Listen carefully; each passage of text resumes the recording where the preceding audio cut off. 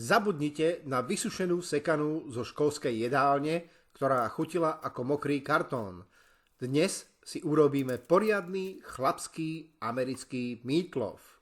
Je to extrémne šťavnatá sekaná, plná čistého hovedzieho a s kôrkou, kvôli ktorej by ste predali aj vlastnú vrtačku. Do misky dám mlieko,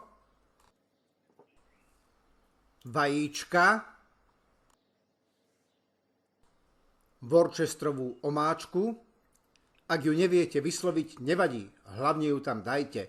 Dodá to tomu tú správnu Ameriku. Pikantnú údenú barbecue omáčku. A teraz tajná zbraň, strúhanka. Nasypem ju do tejto tekutiny, všetko premiešam a nechám asi 5 minút odpočívať. Prečo? Lebo táto strúhanková kaša uzamkne v sekanej všetku šťavu. Medzi tým nechám na pánvici rozpustiť trochu masla. Do horúceho masla som pridal na drobno nakrájanú cibuľu, cibuľu som nechal zarestovať do sklovita.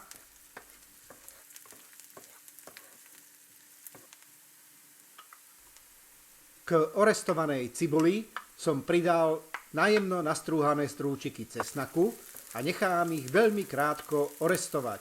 Stačí, aby zavoňali a potom odstavím pánvicu zo sporáka. Do väčšej misy som dal tú našu strúhankovú kašu a namletý hovedzí krk. Všetko som spolu premiešal.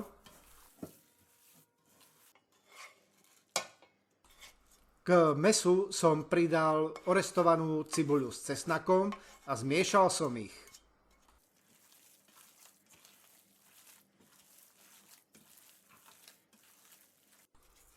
Hovädzie mäso som osolil, okorenil čerstvo namletým korením 4 farieb a všetko som spolu dôkladne premiešal.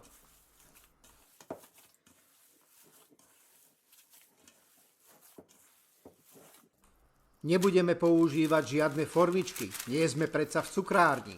Zmes nasekanú som uložil na plech vystlaný papierom na pečenie a navlhčenými rukami som z nej vytvaroval krásny bochník. A teraz vám prezradím môj tajný trik.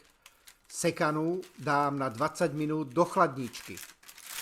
Tuk v tom mese stuhne a sekaná potom pri pečení bude krásne držať svoj tvar. Sekanú som vybral z chladničky a teraz ju dám piecť do rúry rozohriatej na 180 stupňov Celzia a na začiatok sa tá sekaná bude piecť asi 50 minút.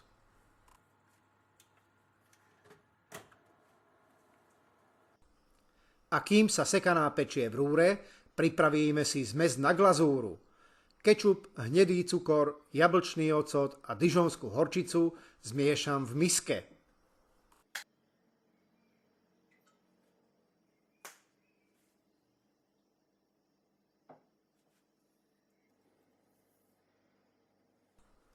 Žiadna veda, ale na mese to urobí neskutočný karamelový masaker.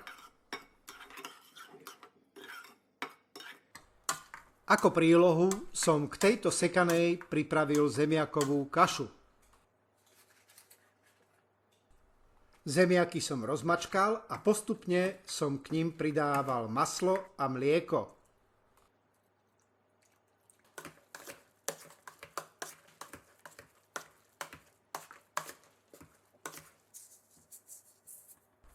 Zemiakovú kašu som podľa vlastnej chuti osolil a okorenil čerstvo namletým korením 4 farieb.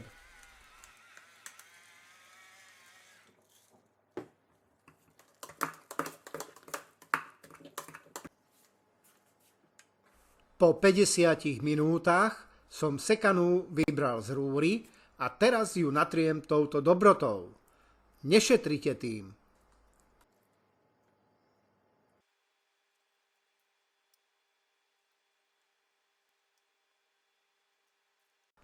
Teraz tú sekanú vrátim do rúry stále rozohriatej na 180 stupňov Celzia a nechám ju tam piecť ešte 20 minút, nech tá glazúra na povrchu začne bublať.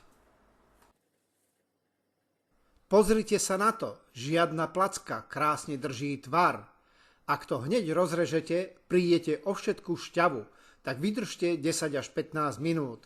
Viem, že už slintáte.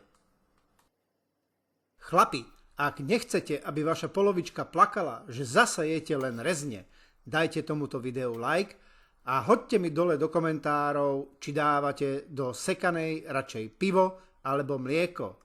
A nezabudnite kliknúť na odber. Algoritmus YouTube miluje dobré jedlo rovnako ako my. Dobrú chuť!